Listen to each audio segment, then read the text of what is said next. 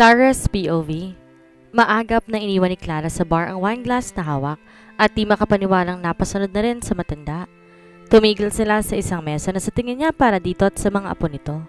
"Let's sit here," sabi nito bago umupo sa isang silya. Walang imek na umupo na rin siya sa silyang nasa tabi nito. Napapitlag pa siya nang biglang hawakan ni Mrs. De Luca ang isang kamay niya. "So, how's your stay with the company? Regular ka na, di ba?" Tanong nito at parang interesado sa mga sagot niya. "Yes po. Masayang-masaya pa ako at opisyal na po akong parte ng kumpanya." Parang manginginig pa yata ang boses niya. "That's good." Nakangiting sabi pa ng matanda. Napanunok pa si Clara. Parang nagigilty siya na ewan. "Nice to finally meet you in person, Mrs. De Luca." Pareho pang napabaling ang tingin nila ni Mrs. De Luca sa babaeng nakatayo sa harap nila. Biglang laki ang mata niya na mamukhaan niya ito. Si Diana Madrigal. Unconsciously nagiging tagahanga na siya ng babae. Maganda at sophisticated ang dating nito na nakasuot din ng kulay gold na mahabang damit. Kahit may edad na ang babae, maganda pa rin ang hubog ng katawan nito. Nilahad nito ang isang kamay kay Mrs. De Luca. Agad nang tumayo ang matanda para abutin ang kamay ni Diana. Napatayo na rin siya dalang awkward naman kung mananatili siyang nakaupo. "Diana Madrigal, nice meeting you too." Nakangiting sabi ni Mrs. De Luca, pero latang inoobserbahan din itong mabuti ang karibal sa negosyo. Nanatili lang siyang nakatayo ron habang nag-uusap pa mang ito. Bigla, napatingin si Miss Diana sa kanya. Matagal tong napatitig sa mukha niya. Napansin ni Mrs. De Luca ang pagtitig ng babae sa kanya, kaya't naalala nitong ipakilala siya. "Oh, by the way, meet one of my trusted employees, Miss Clara Ibarra." "Ibarra?" Parang mas narang napagkit ang mga mata nito sa kanya. Kumikislap ang mga mata niyang napatingin din sa babae. Ngumiti pa siya ng maluwang at iniabot ang kamay sa babae. "Good evening po, Miss Diana." Muntik pa niyang sabihing fan siya nito pero mabuti na lamang at napigilan niya ang sarili. Dahil baka sumama pa ang loob ni Mrs. De Luca sa kanya dahil nga karibal ng kumpanya nila ang babae. Nagulat siya nang abutin nito ang kamay ng dalawang kamay nito. Mahigpit ang pagkakapisa nito sa kanya. "How are you?" Yon ang namutawi sa mga labi nito. "I'm okay naman po." Nagtataka naman sinagot niya rin ang babae na nakangiti. Sakalang nito binitawan ang kamay niya nang dumating ang matandang lalaki na kausap ni Adrian kanina. Sumama ang dalawa dito dahil may pag-uusapan daw sila kasama iba nilang mga kliyente. Nilingon pa muna siya ni Miss Diana bago sumunod sa lalaki. Nilitian niya ito na sinuklaan naman ng ngiti rin ng babae. Masaya siya dahil di pala supladong idol niya. Uupo na sana siya ulit nang biglang natigilan dahil papunta na sa direksyon niya si Adrian at Giancarlo. "Glad to see you here, Miss Ibarra." Nakangiting bati ni Giancarlo nang nasa harap na niya. Sumikto pa ang dibdib niya na sa ngiting iyon, kaya tangiti lang din ang naisagot niya. Nailang naman siya nang di umiimik si Adrian habang nakatingin sa kanya. "Umupo na tayo," ani Giancarlo at saka umupo sa tabi ng upuan niya. Hindi niya tuloy alam kung uupo na siya roon or aalis na, kasi parang sa mga diluka din ang mesang iyon. "Do you want me to leave you two first?" Para na makapag-comment kay ni Giancarlo. Biglang bumulong si Adrian sa kanya na hindi rin pala umupo. Napatingin agad siya rito at nakikita niya ulit ang nanonood yung ngiti ng binata. "Adrian darling, hindi mo man lang ako dinaanan sa bahay." Biglay nasa tabi na nito si Monica at nakahawak na sa braso ng lalaki. Iniiwas niya agad ang tingin sa babae pero nakita na siya ni Monica. "Claring, why are you here?" Pa-eskandalo na naman sana ang pagkakatanong ng babae pero naalala nitong nasa party pala sila. "Do you really have to ask that, Monica?" Sabat ni Adrian. Hindi nakaimik si Monica, tiningnan lamang ang ayos niya. Para na namang kinilibutan na ekspresyon sa mukha ng babae. Mabuti na lamang at inakbayan to ni Adrian, tsaka nagpaalam sandali sa kanila na kasama si Monica. Nakita niya na biglang nag-iba ang ekspresyon ng mukha ng babae at nabaling na ulit ang tingin niya kay Adrian. Sinundan niya ng tingin ng dalawa. Muntik pa siyang mapasigaw nang biglang may humawak sa kamay niya. "Sit down now, Miss Ibarra. Huwag mo na lang pansinin si Monica." Si Giancarlo ang nagsalita at hinila ang kamay niya para siyang umupo. "Oh my! Nagka-holding hands kami." Muntik pa niyang pasilin ang kamay ng lalaki pero binitiwan na nito ang kamay niya. Dahan-dahan siyang umupo. Inayos pang damit na makaupo ng tuluyan. Tuwid na tuwid ang pagkakaupo niya at halos hindi na kumikilos. Pasimpleng tinignan niya ang binata sa gilid niya at nakita niyang hawak itong phone at may binabasang message. Sisilipin niya sana iyon nang bumalik na ulit si Mrs. De Luca. Tatayo sana siya pero pinigilan siya ng matanda. Pagkaupo nito ay may nagsalita ng host sa gitna. Hindi niya na namamalayan kung ano na ang nangyayari dahil parang naasiwa siya habang panay ang buhos ng atensyon sa kanya ni Mrs. De Luca. Si Adrian, namataan niyang napapalibutan ng mga babaeng mga bisita. May isa pang ang artista na panay ang flirt sa lalaki. Hindi rin iilang beses na nahuhuli niyang nakatingin si Miss Diana sa kanya. Kapag nagtatama naman ang mga mata nila, ngumingiti siya rito. Pero ang boss niya ay blanco mukhang nakatingin lang sa kanya. Parang ang lalim ng iniisip nito. Matapos sa maikling programa, may mga waiters na nagsiserve ng mga pagkain nila. Tsaka naman bumalik na sa mesa nila si Adrian na hindi nakasama si Monica. Nakabuhos ang atensyon sa kanya ng matandang babae. Lagi ay inuutusan nito si Giancarlo ang abutan siya ng mga pagkain. Kulang na lang utusan na rin ito ang mga apong subuan siya. Alam niya nagtataka ang dalawang lalaki sa kakaibang atensyon na binibigay ng lolo ng mga ito sa kanya pero wala namang umiimik sa mga ito. Nagpaalam siya saglit na pupunta ng restroom pagkatapos silang kumain. Gusto lang niyang tingnan kung maayos pa ba ang buhok niya or nagmumukha na naman siyang bruha lalo't di yun nakatali. Nasiyahan naman siya na makitang behave naman ang buhok niya. Pagbalik niya sa mesa nang marinig na siya ni Mrs. De Luca na nagsasalita. Nasairan siya ng mga ito kaya di napansin ang pagbabalik niya. You should treat her nicely, sabi pa nito. Who? Agad na tanong ni Adrian. Clara, Martha just told me na siya ang magdadala ng swerte sa atin para maklose ang deal natin sa Finest Corporation.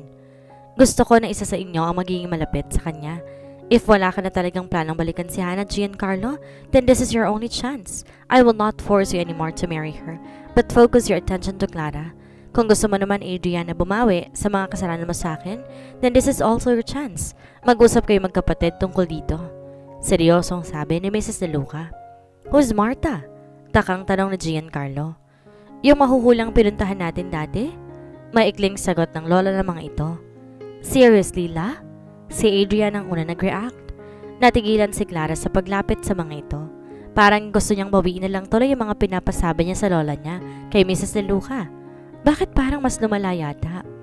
I've never been this serious, especially when Diana is also interested in her. She kept asking me questions about Clara. I think this is really a sign. Nanatiling seryoso pa rin ang boses ng matanda. La, akmang magsasalita sana si Giancarlo pero pinutol ng babae.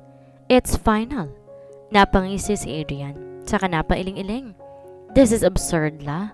Huling sabi nito bago tumayo at walang paalam nang umalis. Hindi tuloy alam ni Clara kung lalapitan pa ang mga ito. Hindi nga yata niya kayang atensyon dahil nakita niya ang pagtiimbagang ni Giancarlo habang di rin nagsasalita. Napagdesisyonan na lang niyang wag nang lumapit pa sa maglola. Sakto namang nakita niya si Kyla sa isang mesa kaya doon siya lumapit. Napansin naman siya agad nito at ngumiti sa kanya. Anong ginagawa mo sa mesa ng mga boss natin? Kanina pa kita pinagmamasan at parang asikasong-asikaso ka ni Mrs. De Luca. Bungad nito sa kanya na humila ng isang upuan sa tabi nito para makaupo siya. Ngiti lang ang sinagot niya sa babae. Napatingin na rin siya sa mesa ng mga ito at nakita niya nagpalingali nga si Mrs. De Luca na parang hinahanap siya. Na makita siya nito ngumiti siya sa matanda. Tumango na lang din to sa kanya at alam niyang nakuha na nito na hindi siya babalik sa mesa. Lalo't nakita nitong katabi niya si Kyla. Napalis na ang ngiti niya nang di na nakatingin ang matanda sa kanya. Napansin niya si Adrian na nakatayo sa isang bar at may hawak na basong may lamang alak. Nagulat pa siya na magtama ang mga mata nila. Di yata't kanina pa siya pinagmamasa ng lalaki. Mabilis bumaling kagad ang mukha niya kay Kyla para kunwari nag-uusap sila ng babae. Pero ang loob-loob niya hindi mapakali. Sana nag-stick na lang ako sa panggagayuma at di na nakipagsabuatan pa kay Lola. Para mas naging komplikado yata ang lahat eh. Shete, paano ko ba ito babawiin, Lord? Hindi ko naman po pwedeng sabihin si Lola na baguhin niya ang payo kay Mrs. De Luca dahil baka makalata ng Lola ni Giancarlo. Bakit kasi naisipan ko pa itong ganito eh? Parang maiiyak na tanong ng utak niya. Sa kabilang banda, nagulat si Clara nang pinatawag siya sa opisina ni Mrs. De Luca. Hindi pa siya nakapasok doon dahil hindi naman laging nandun ang lola ng dalawa. Kumatok pa siya bago pumasok. Come in! Dahan-dahang binuksan niya ang pinto ng opisina nito. Natigilan pa siya sa pagpasok na makitang nakaupo din ang kambal sa loob ng opisina ng lola ng mga ito. Nakaupo ang dalawa sa munting sofang nandun. Ang akala niya si Mrs. De Luca lang ang kakausapin niya. Parehong nakatingin ang tatlo sa kanya. Napalanok muna siya habang nanatiling nakatayo sa may pinto. Good morning, Claire. Si Adrian ang unang bumati sa kanya. Tumango naman si Giancarlo bilang pagbati. Good morning po. Bati niya sa tatlo. Good morning din, Clara. Alika, tumupo ka rito sa harap. Nakangiting sabi ng matanda na tinuro pang upuan sa harap ng mesa nito. Agad nang lumapit siya at tumingin muna sa dalawang lalaki na tahimik na nakaupo lang. Pagkaupo'y nakangiting kinausap agad siya ng babae. We just received the good news from the Finest Corporation. We got the deal. Masayang sabi nito. Napadilat ang mga mata niya sa magandang balita, tsaka tumingin na rin kina Giancarlo at Adrian na parehong nakangiti na rin. Congrats po! Masayang sabi niya sa mga ito. Thank you so much, Clara.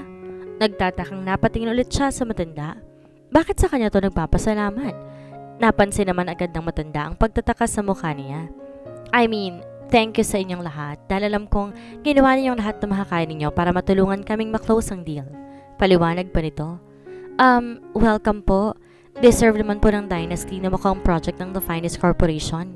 Ngumiti lamang din si Mrs. De Luca, tsaka tumingin sa mga apo nito bago bumaling ulit sa kanya. By the way, Iha, we will be signing a very big project with The Finest Corporation. I want you to be part of that project. Giancarlo and Adrian will be handling this and they need help. Gusto kong nandun ka sa tabi nila kung saan kailangan ng assistance mo. Ha? Oh? Nagulat na sabi ni Clara. Biglang napatingin siya sa magkapatid. Parehong umiti lang ang dalawa sa kanya at di na nagulat sa sinabi ng lola ng mga ito. Sa tingin niya na pag-usapan na ng tatlo ang tungkol doon. Isa pa, nakikita ko naman ang dedication mo sa work, so I think ikaw ang tamang tao para doon. I'm sure masasiyahan ka dahil di madaling maging assistant ni Monica. Tumawa pa ng bahagya ang matanda. Don't give Claire false hopes dahil mas malala na boss Giancarlo. Pabirong sabi ni Adrian. Loko mo, bro. Nakatawa na ring sabi ni Giancarlo na pabirong binatukan ng kakampal. Napangiting nakatingin na rin si Clara sa dalawa. Ang saya nilang tingnan dahil para sila mga bata. Ngayon lang niya nakita ang ganong side ni Giancarlo. Mas madalas kasi seryoso lagi ang mukha nito. Behave, boys. Kunyari pinandidilatan sila ni Mrs. De Luca. Tumigil naman ang dalawa at seryoso na uling tumingin sa kanya ang lola ng mga ito. Since may possibility na kailangan ka nila any time of the day dahil sa dami ng projects na gagawin for the said company kailangan lagi kang available. Are you okay with that? Kinagat ni Clara ang labi para wag niyang mabigkas ang salitang oo. Para hindi naman masyadong halata na excited siya. Pinigilan niya rin ang sariling tumango ng maraming beses sa offer ng boss niya. Kaya naratiling nakatanga lamang siya sa mukha nito na halos hindi na humihinga. Clara? Parang nababahalang tanong nito sa kanya. Napanunok muna siya bago sumagot. Yes po. Available po ako anytime kung kailangan ako ni Sir Giancarlo. I mean, pati ni Sir Adrian tsaka pati ikaw po, Mrs. De Luca. Kahit sino po sa kumpanya, available po ako kung kailangan niyo po ako. Muntik pa niyang batukan ng sarili dahil pakiramdam niya para siyang ek-ek. And I've heard that you're just renting your place here since hindi ka naman talaga Maynila, right? Tumango lamang siya. So gaya nga ng sabi ko, you will be needed any time of the day. Don't worry, you will be compensated well. Para masiguradong nandyan ka lang palagi, I will offer you a room at our house. You will stay there until matapos ang projects natin sa The Finest Corporation. Oh? Mas lalo pang nanlaki ang mga mata niya sa narinig. Titira siya sa bahay ng mga De Luca? OMG! Makakasama niya na sa bahay ang may labs niya. You heard me right.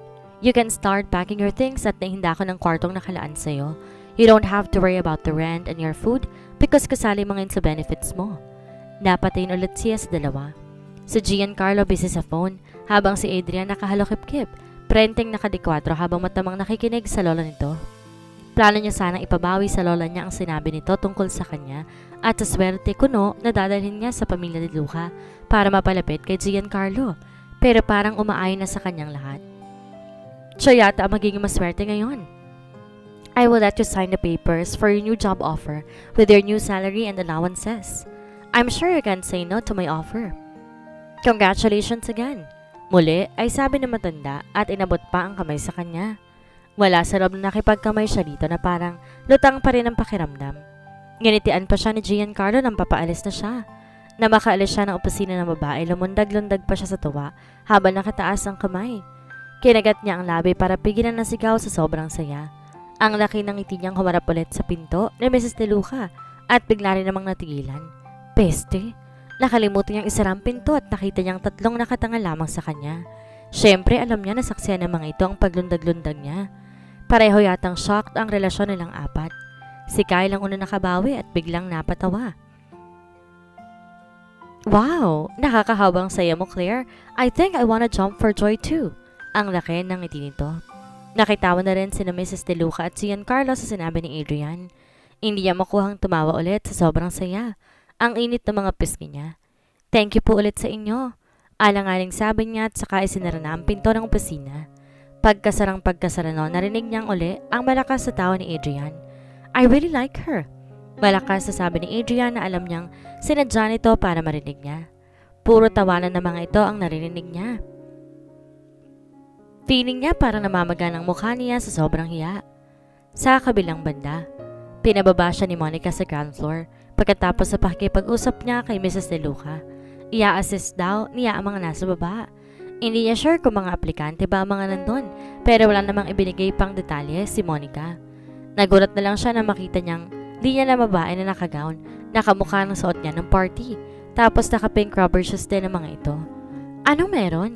Nagtatakang tanong ng isip niya. Lumapit siya sa mga ito na may pagtataka ang mukha. Nilapitan naman siya ng guard. Sila daw po yung nasa picture na hinahanap ni Sir Adrian.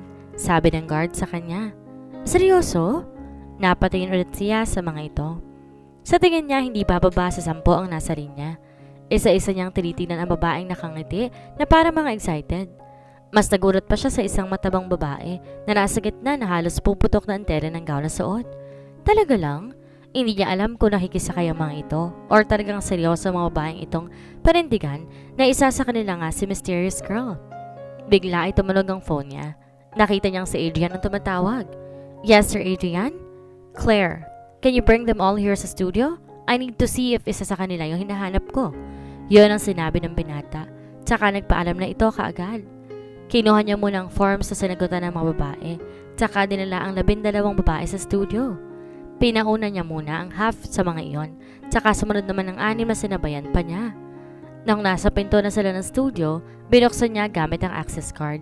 Sumilip muna si Clara. Pinaalam kay Adrian na nandun na ang mga babae. Nakita niyang inaayos nito ang camera. Sa tingin niya kukunan nito ng litrato ang mga babae. Pinapasok niyang lahat sa loob ng bigyan siya ng go signal ni Adrian.